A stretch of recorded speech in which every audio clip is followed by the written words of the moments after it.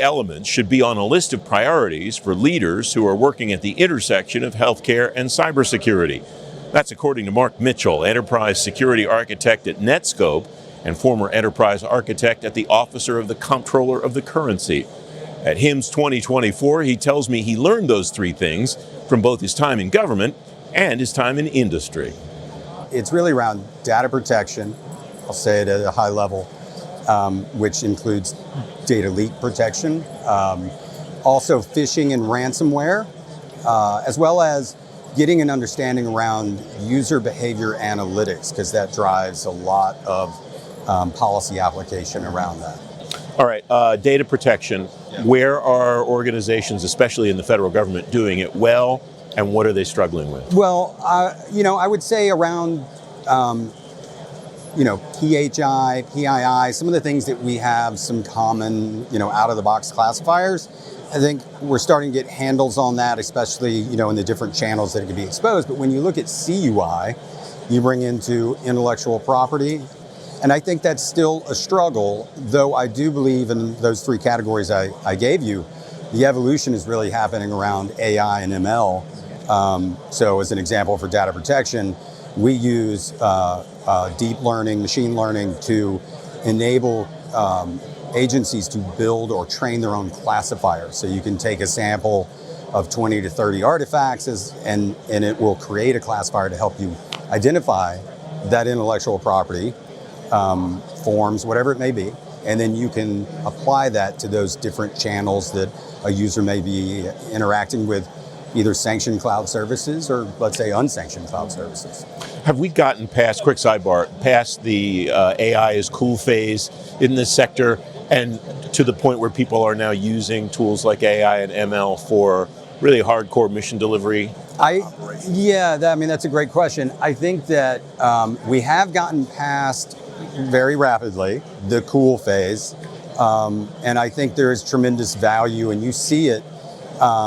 It's pervasive in a lot of the platforms that the healthcare industry now has.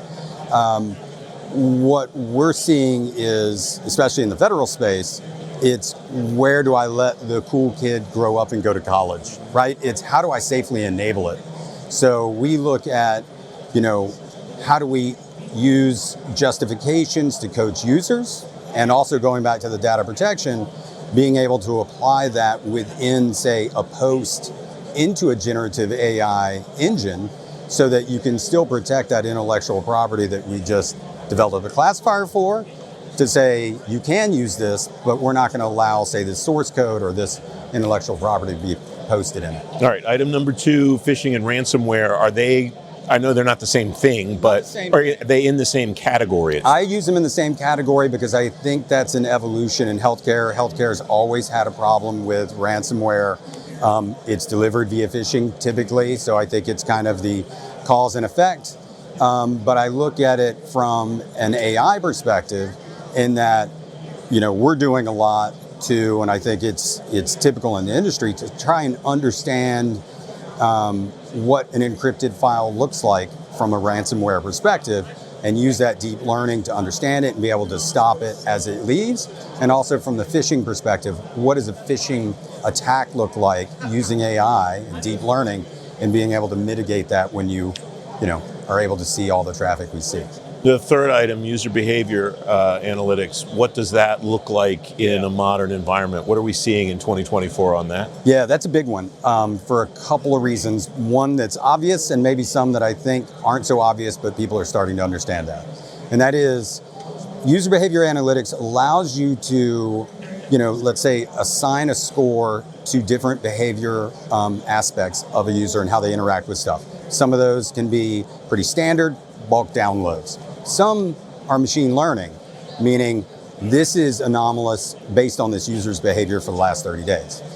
Or maybe this user is accessing this service from a location that physically isn't possible given the last time they accessed it. But it's not just understanding that, it's then, and those are AI ML rules, but it's then being able to have it affect policy, meaning I see this anomalous behavior, I'm going to immediately stop download as an action from my sensitive assets, my cloud assets, And then I will also be able to have that permeate into other policies.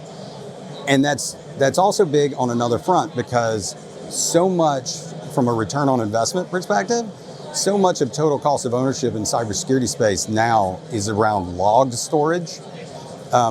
This dynamic application of policy based on risk means you're doing this in real time and you're not having to pull as much aggregators from everywhere, assess it, and then do a policy action. So that is something that I think we're going to see in the next year or two, a real understanding on how total cost of ownership around these cybersecurity toolings can be reduced through SASE platforms and things similar to us. Mark Mitchell of Netskope